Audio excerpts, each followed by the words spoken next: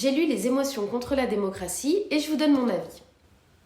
Dans son essai, Eva Illouz étudie la propagande nationaliste à travers 4 grandes émotions utilisées par les politiques pour manipuler les populations. La peur, le dégoût, le ressentiment et l'amour de la patrie.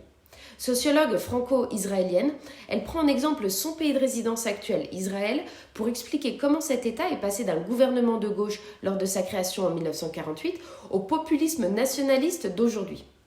À travers son analyse et des témoignages d'habitants arabes et juifs, elle met en évidence l'utilisation du populisme dans les discours et actions du gouvernement.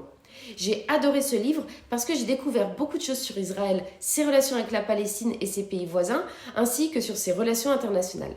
Et surtout, j'ai régulièrement reconnu des actions qu'on pouvait retrouver dans la campagne présidentielle d'Éric Zemmour, les discours de Jean-Luc Mélenchon ou encore les actions de Donald Trump.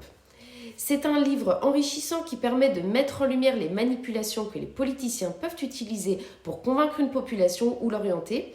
Je sais maintenant que lorsque, suite à un fait divers ou un discours, je ressentirai l'une de ces émotions, la peur, le dégoût, le ressentiment et l'amour de la patrie, je me demanderai si c'est une émotion réelle, si elle a été créée par l'auteur et si elle peut être utilisée pour me faire agir d'une façon qui m'était jusqu'alors étrangère.